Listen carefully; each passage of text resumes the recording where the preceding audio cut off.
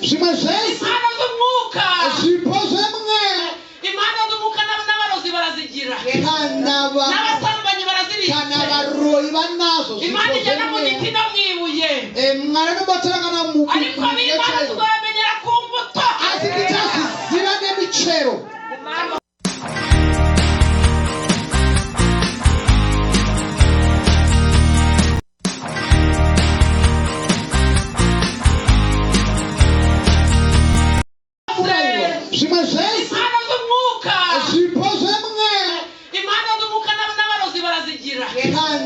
N'abasambanyi barazirika. Imana ijyana mu giti no mwibuye. Ariko ab'Imana tuzabamenyera ku mbuto.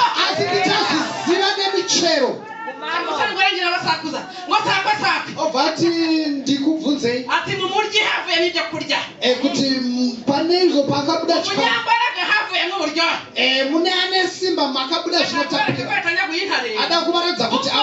Ntabwo bihagije kubera ko nzi kubwiriza. Azabereka ko nubaha umwami Yesu. Ukatwereka ko nzi kuririmba. Uzakora kugaburira abakene. Ukatwereka ko nzi kwitanga.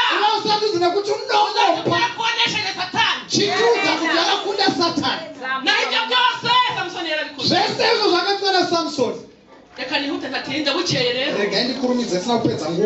Umunsi umwe Imana yabahugera ukora kwihorera. Yizira bikora nka kwihorera. Kibwira ko mwanya nawe. Ariko umunsi umwe uzabishyira imbere y'amaso yawe. Ibyo wakoze wihereye tuzabimenya. Samson amenyera kwikungumura mu izina ry'Uwiteka. Ariko Samson sheri wanjye imbaraga zawe ziva he? Atuwambohesha imigozi y'umugwegwe itarigeze gukora nashongora kamera nk'abantu wakamusinziriza akamushimashima yamara gusinzira bakamuboha wapfa Samsoni Abafilisitiya baraje ngo yakanguka akihugumura mu izina ry'Uwiteka ngo bigacika nk'utudodo twakozwe ku muriro. Samson baropaswe. Ntabwo nindana muzasaba mu bacamanza hano sonde 16. Andiskutora ngamozore ngamu 2016. Samson maze kwishushanya kwawe. Mwaraka bati Samson ndaneta. Ngo abagabo b'Africa byadereti derira. Kuti Delilah. Turashaka kugukiza. Tuda kukuponesa. Buri mugabo wese usora. Murume wese arokoma. Anenga chikupa 1000. Wewe ayikayese. Bari yongayise. Kanari Delilah yongayise. Ati tuzasora buri wese usora umugabo. Kuti mumwe achatera. Usora umwaka wose ni wa Delilah. Mtero wese gore rino nde wa Delilah. Mushukashuke. Kuti iwe munyengere. Umenya imbaraga ziva. Usibe kuti simba rinova. Tumereye nabi. Tarisaita tutorubiswa. Kandi nakuna nini wanyu tuzabatwikira mu ruzi. Iye agakukunda chakupisire mumbane muri ekwenyu. Avuga ati amafaranga nzayakora. Kuti ayiwa mari iyo ndo akutora. Ngwara mushimashima. Akati chimbata bata. Samson sheri wanje. Kuti Samson wakambike muramu. Mai ndinepere kutunondida. Unondida sei. Utange imbaraga zawe nyinshi ziva. Uze kuno masimba rako jinji. Waramuhenda he. Akamunyengera. Ashiraho n'amari y'abagore bazikurira. Ava atangane kuchangana kuti madzimati akachema. Mufura mugiye gupfa. Aiva achema kunge munachafa. Kwani ari kwa mushimashima. Abano chema baba chimba. Ati bagurete guhunga. Abana mama sibakunze kwa kutiza chete. Ngojeza hao ngobenye mutikame muremeje mugiye gupfa. Yana kuti ada kufa ye Delilah. Mugatereka mubwire Delilah. Kutira gande kuze Delilah. Nabutende umunaziri. Indakabere kwa ndiri munaziri. Kubata mbakaka bantu bachogosha cyankoze ku mutwe. Apana vudzira wasatira mbongo. Uya na vranda ka. Imbaraga zanje nishingiye ku musatsi. Simba rangu riri muvudzira. Wanyagosha. Kana ndakerwa musoro. Nakamera nk'abandi bose. Ndinokwasa kubva ndafanana nevamwe. Ngene data ndafite abadayimoni bafoteje bakugusha. Ama yangu ndekuye uchita kuti madimoni pani makuone. Apana sana tanoreka kupa kuti akuone wewe. Woshere yange ngo ndi mwiza. Kuti ndauza kuti ndiri mukunda cyane. We yangure na telefone na abadayimoni bayamuhaye. Nditengera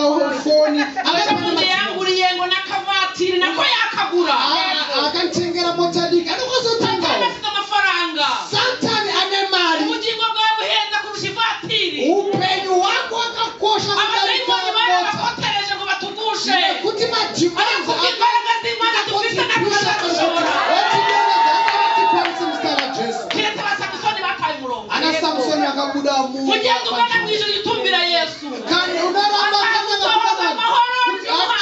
kuti upedze rwendo zvakanaka ramba akatarira kuti ndakaberekwa nazanai kubva pandakaberekwa sanagerwa kana ndagerwa bvudzi rangu ndinobva ndafanana nevamwe nderera kuti chinipai mari yangu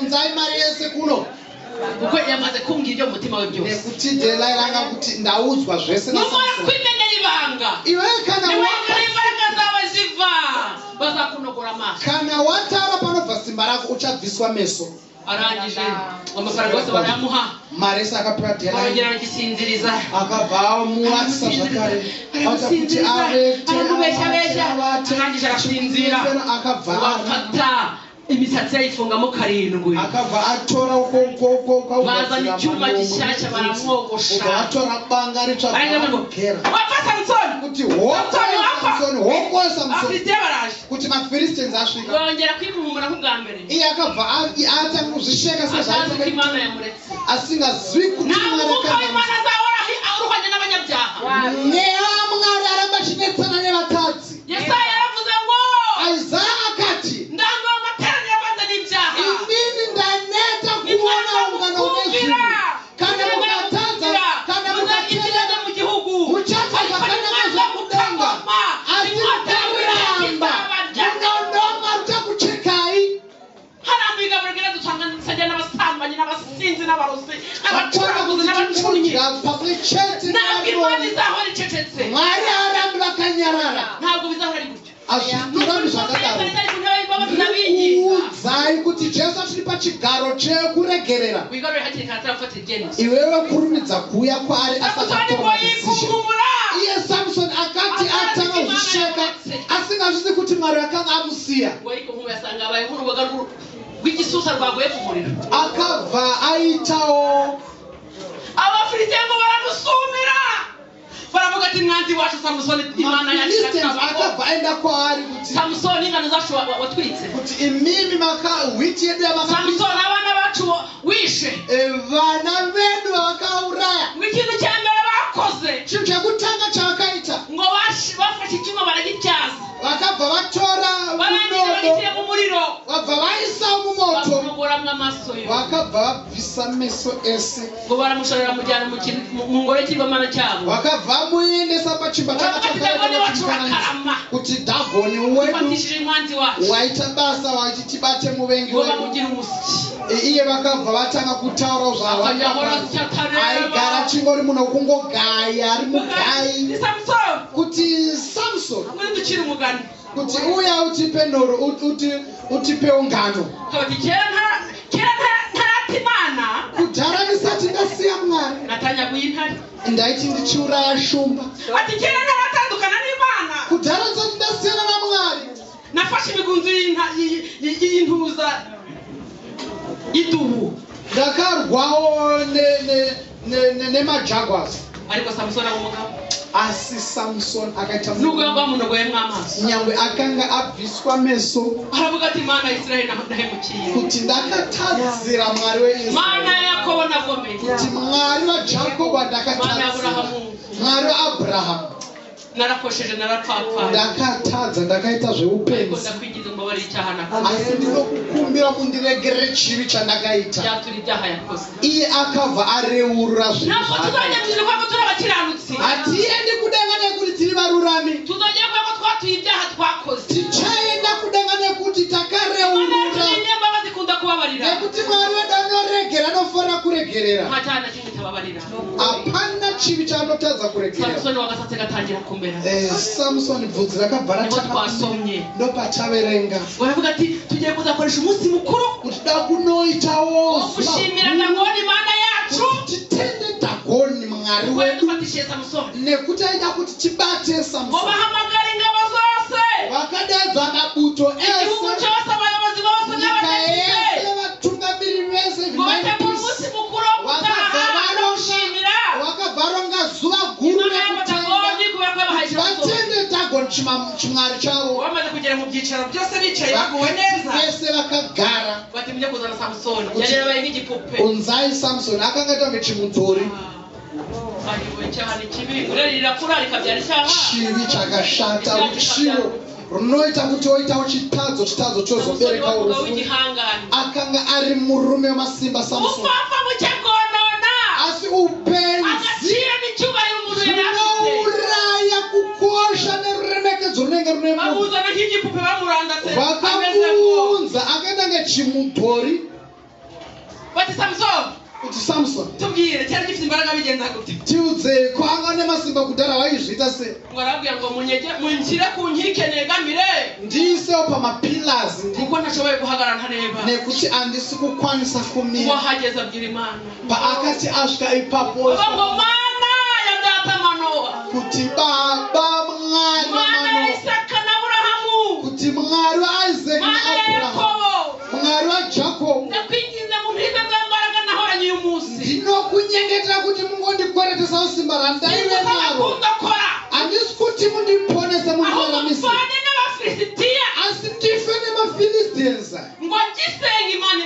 Paakanyengetera akabvara akati ararira mapillars ayaya. Kuti Samson zvizvo akuita manje. Achidhonza mapillars. Ada kutadza zvaaita kudhare. Aita achidhonza. Vakazopisa kuti imba yaseyo yakadona. Musi uwowo akauraya. Vaidarika vaakauraya mazuva ake ekurarama. Asi iye akafa navo. Nhunzi dzafa dzinoita kuti chidzodzo chinonhuwa zvakaipa. Ndo zvinoita kuti upenzi zvinouraya kukosha uremekedzo zvakanga zvine munhu. Hazvisi ungori upenzi. Munhu obva amupa mazano obva atadza. Mwari akadza kuna Kaini kuti nyangwe ukaita zvakanaka hauzobvumwi. Nyangwe zvitadzo zvinokurwira pamwoyo wako, asi iwe une simba rekutonga zvitadzo zvipamwoyo wako. Asi Kaini akaramba akanauraya Abel. Upenzi ushoma unoda kuti wauraya kukosha kwako. Rukudzo rwanga rune munhu. Regai tinamati kuti upenzi ushoma wapapinewe. Hazvisi iye David akasara nekungorova hondo akasara achitarisa zvinhu zvaisafanira kunge achitarisa.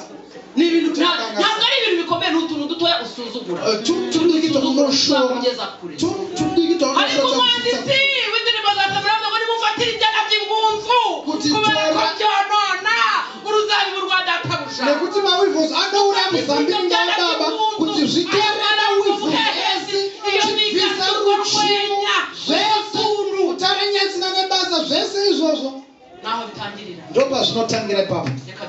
Regai tinamate. Regai tikumbire kuna senior pastor wedu vave vatinamatire. Asi vasati vauya hapana zvaunokwanisa kuudza Mwari. Haungaudzi mambo kuti zvese zvatanga kubyuka. Hapana zvakanga vakundera zvakumuka mbichana. Ukasadzinga kunauya zvimwe zvakare. Nekuti zvinouya semagonzo. Hapana gonzo rinogara riri chete. Rikauya rigonzo vanokasariuraya. Mushure me 2 days magonzo anobva adzara imba. Ukaita chivi chimwe anotadza kureurura. Mushure megore unenge watova pamusoro-soro.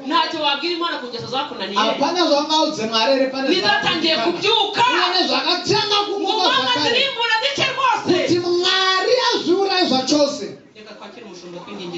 Regai tikamutire pastor tinenge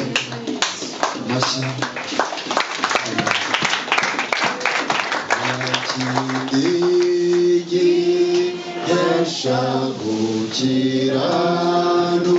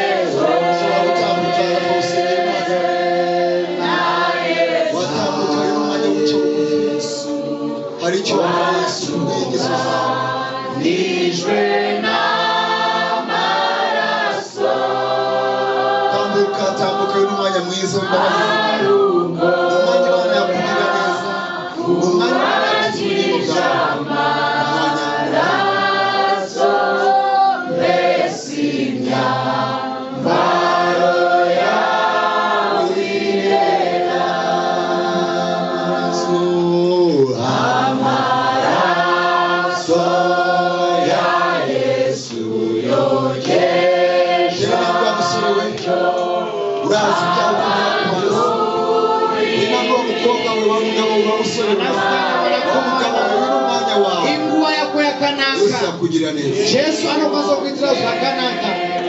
Erwa ugomuke uke mwesinya imaya nyuneza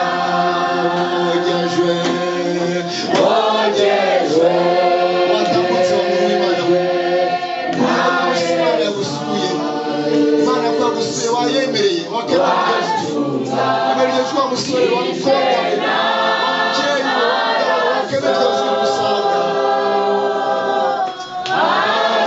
aruboya kuwajishama Yesu ya pesa Wazatinya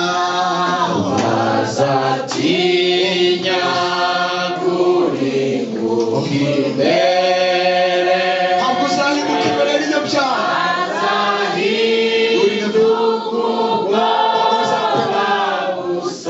ariko umusoro basima nasizwari uregerewe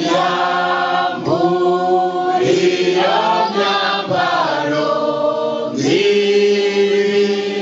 yesakwa bigiye wicaranye kumbuka rukubwira ngo haguruka ugende waje rukubwira ngo haguruka ugende simuka ngo tambuka nawe ubabarirwe simuka uregererwe mazira gukunda umutima wawe guhaguruka nawe ugende umutima wawe ntabwo ari kuri biti simuka wirwe uti Yesu akuregerera amani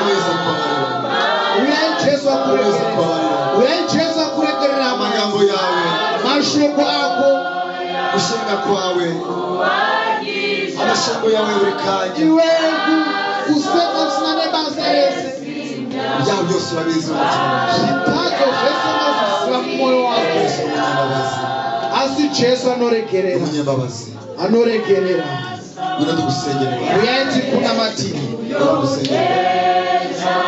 Unatugusengera uyenzi kuna matini Bazi ziracyariho Yagutira ukare umunsi bazi zarangira Unerwe zuba umunsi bazi zakurwaho Panerwe zuba kurekera kuchazera Kuburenganzira Panerwe usungazweni Abgariko bizaho Azirambi zagadaro baginga Azizo arambi zagadaro Byarikorera kwihwera Yesu nazita kigusinya yuko mwanya n'abantu ukizira kuti ndakwenza nawe asiti cyajisa pambere pemezo wako ntabwo wabimenya aungazvizivi urani manuka muhanda unakozosangana netsana murozi dushe unakozosangana kudana uchigeza waifana ugamuchira mambo ugamuchira kurekerera rega ndikumbire mapastors wayo kumbere elders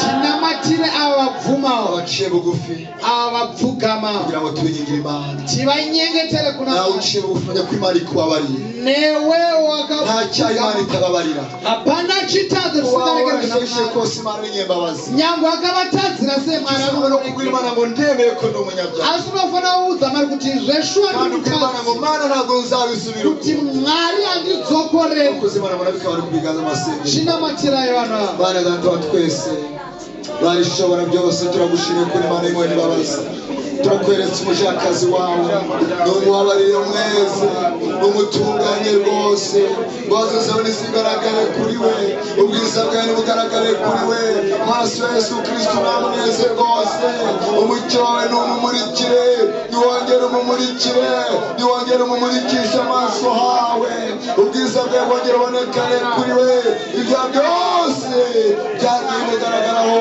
n'umwezeshe y'amaraso y'igiciro n'umwezeshe Mana rwose zawe nyinshi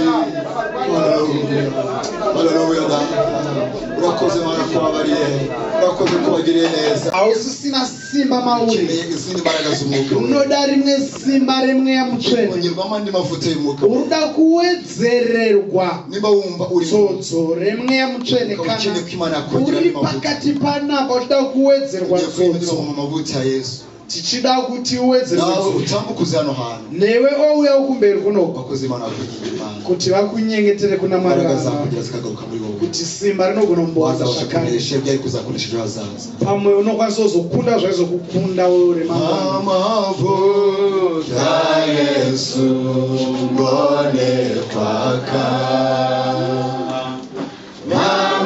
amavuta nakwinyize amavuta Yesu mbone kwaka urinde bucya haleluya turirimbe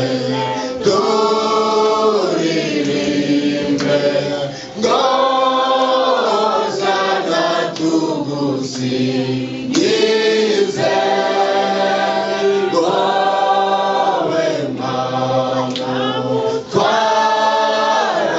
twarabami Yesu tugusingize njye gusenga Imana tudakuna matamari tumenyera Imana kugira Imana wongere imbaraga tinamate kuti mwarakwedzerewo masimba ariko byaba bibabaje uramutse usigaye aho ngaho asi zvinokwanza kunge zvichirwadza kana uve vasarakagara kandi wumva nta mbaraga ugifite iwe tinoda kuti hausisina simba gusenga kwawe usigaye usenga gute kunamata kwako uri kunamata amasengesho yawe yo mu ijoro yo ku manywa ameze gute minamato yako yemasikati yeusiku yakamira usei uracyafite imbaraga zo gusenga zihagije koko uchine masimba shuwa yekunamata wajya kuvugana n'Imana uracyavugana n'Imana iwe waitaura namwari uchiri kutaura namwari here muri iyi minsi usigaye urota inzozi zimeze gute mazuva ano uri kurota zviroto zvakanakose inyamaswa bikwirukankana gusa hazvisi mhuka dzaunorota dzichikutandanisa here cyarota wuzura umwuka wera uchiri kurota ruchidzadzwa nemweya mutsvene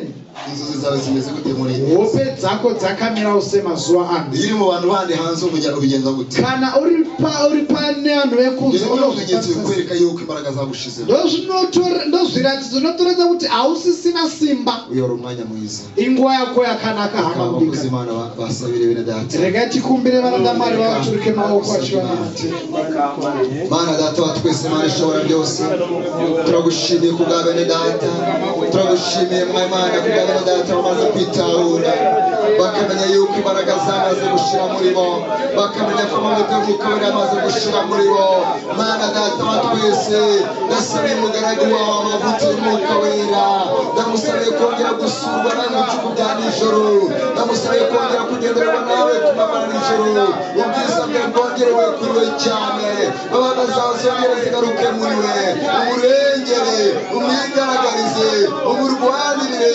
ikiganza cyawe cyiza cyongere kibonekane ku bugingo bwe data we kuresha ibyamureshaga